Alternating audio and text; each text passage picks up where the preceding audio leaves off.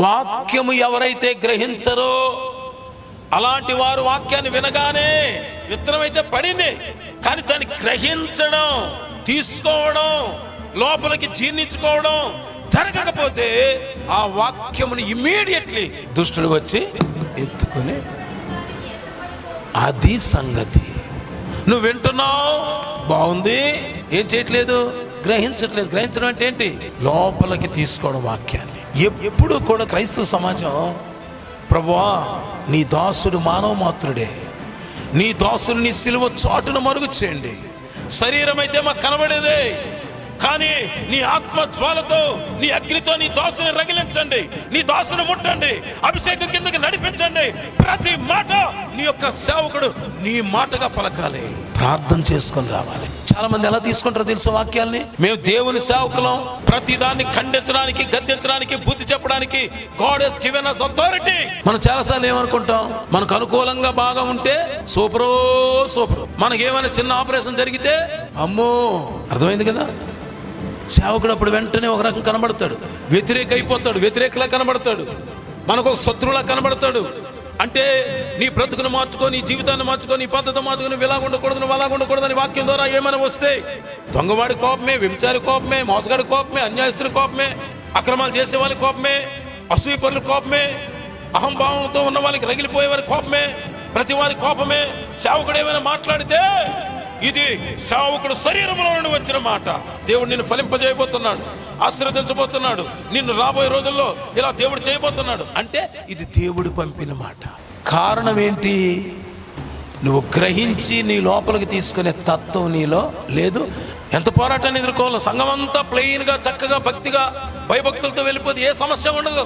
తేడా పాడాలు జరిగితే, సరిగ్గా లేకపోతే, పాపంలో పడిపోతే, దేవుని మాటలు చెప్పినా చేయకపోతే, అలాంటప్పుడు ఖచ్చితంగా దేవుని సేవకులు ఏ విషయాలైతే పరిశుద్ధాత్మ దేవుడు ఏదో విధంగా ఇదిగో ఈ పరిస్థితిని సరిచేయి, ఈ పరిస్థితిని ఖచ్చితంగా చక్కబెట్టాలి, సంఘం పాడైపోకూడదు, సంఘం పులిసిపోకూడదు, సంఘం పులిపిండిలో తయారు కాకూడదు. ఒక్క చిన్న పులిపిండి మొత్తం మొత్తంతా పాడు చేస్తుంది. సరిచేస్తేనేమో సేవకుడు కాదు, ఆశీర్వదిస్తేనేమో సేవకుడు. ఇటువంటి పనికి మాలిన నేలల్లో ఉండకూడదు.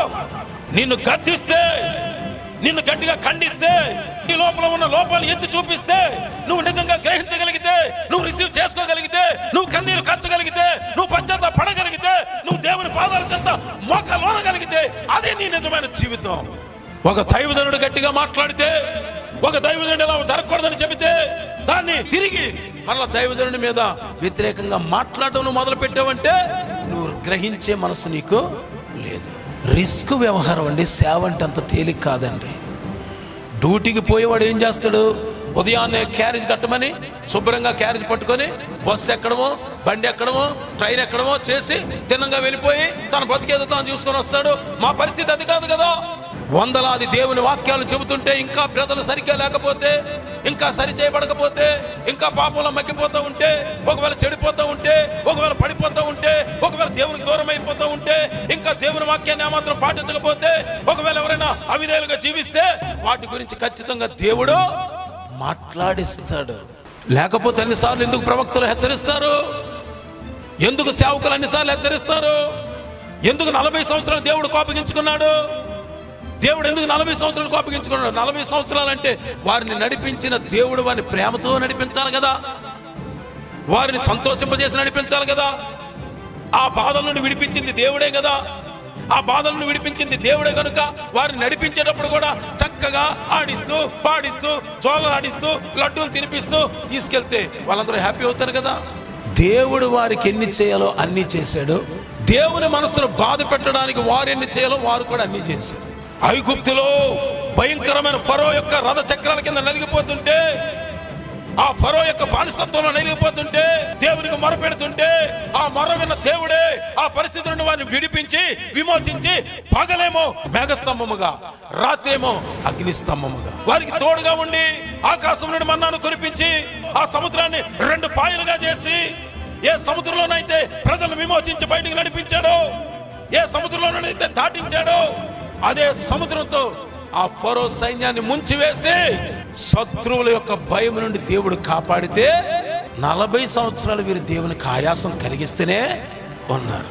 ప్రేమ కలిగిన దేవుడు, కృప కలిగిన దేవుడు, కనికరం కలిగిన దేవుడు, దీర్ఘశాంతులైన దేవుడు. ఈ ప్రపంచంలో ఏ ఇతర వ్యక్తి కంటే ఈ వ్యక్తి బాగా ప్రేమ కలిగిన వ్యక్తి అని ఒకటి చూపించండి ప్రపంచంలో మీరు. ఆ వ్యక్తి యొక్క ప్రేమ యేసయ్య ప్రేమలో అనువంత కూడా ఉండదు. అంత ప్రేమ కలిగిన దేవుడు. చెప్పండి, ఇప్పుడు ఎన్ని సంవత్సరాలు కోపడ్డాడు? వారు నడిపించింది ఎంతకాలం? మరి 40 సంవత్సరాలు అవిధేయతగా జీవించి ఇష్టానుసారంగా బ్రతుకుతూ వ్యతిరేకమైన మాటలు మాట్లాడుతూ పనికిమాల పనులు చేస్తూ ఉంటే దేవుడు కోపగించుకోకపోతే ఏం చేస్తాడు? చేష్టలుడికి చూస్తాడా? చేత కాదని చేతులు ఎత్తేస్తాడా? ఆయన మనిషి వంటి వాడా? ఆయన మనిషి వంటి వాడు కాదు. ఆయన చేత కాదని చేతులు ఎత్తేవాడు కాదు. ఆ రోషం కలిగిన సేవకులు కూడా అలాగే ఉంటారన్న సంగతిని గుర్తుపెట్టుకోవాలి.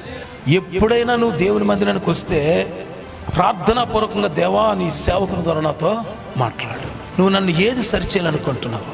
No man is perfect in this world. నాతో, మీతో, మీ అందరితో ఎవరు పరిపూర్ణులు? Every day we have to be set right. ప్రతిరోజు తీర్చిదిద్దబడాలి, ప్రతిరోజు సరిచేయబడాలి. ఏదైనా విషయం సరిగ్గా లేకపోతే సరిచేయబడాలి. నాలో సంపూర్ణత ఉంది అని ఏ మనిషే చెప్పచాలడు, ఇంక్లూడింగ్ మై సెల్ఫ్. దేవా నువ్వు నాతో మాట్లాడు నాయన. దేవుని మాటకు సెన్సిటివ్గా మనం ఉండాలి. దేవుని వాక్యం అనే విత్తనం విత్తుచుండగా వాక్యానికి తెరవబడిన హృదయంతో నువ్వు వినాలి. తెరవబడిన హృదయంతో వినాలి. నువ్వు జడ్జి చేసేయడం కాదు. ఇది నా కోసమే, నన్ను ఉద్దేశించే, నీ కోసమే నేను ఎలా తీసుకోవాలా? Yes, God is speaking to me directly. దేవుడు నాతో మాట్లాడుతున్నాడు. ఈ పరిస్థితిని సరి చేసుకోమని దేవుడు తెలియజేస్తున్నాడు. ఇదిగో నాలో ఈ పరిస్థితి అపసవ్యమైన స్థితి ఉన్నది కనుకనే దేవుడు నాతో నేరుగా మాట్లాడుతున్నాడు. అలాంటి తెరవబడిన హృదయాలతో వాక్యాలు వింటే అప్పుడు నువ్వు వాక్యాన్ని గ్రహించగలుగుతావు. నువ్వు మొదట్లోనే రిజెక్ట్ చేస్తే ఇది కాదు, ఆశీర్వాదమేమో దేవుని నుండి వచ్చింది, నువ్వు ఇలా ఉండకూడదంటే ఈ శరీరం నుండి వచ్చింది అని నీ మనస్సులో నువ్వు నిర్ణయం తీసుకుంటే నువ్వు దేవుని వాక్యాన్ని గ్రహించడము లేదు. అప్పుడు దీని ఫలితం ఏంటి? అర్థం చేసుకోలేదు. దీని ఫలితం ఏంటి? దుష్టుడు వచ్చి వెత్తబడిన దానిని ఎత్తుకొని పోవును. ఎలాగ వాక్యం వెచ్చలబడింది, దుష్టుడు వచ్చాడు, ఎత్తుకొని పోయాడు. ఎప్పటికైనా ఆ నేల ఫలిస్తుందా?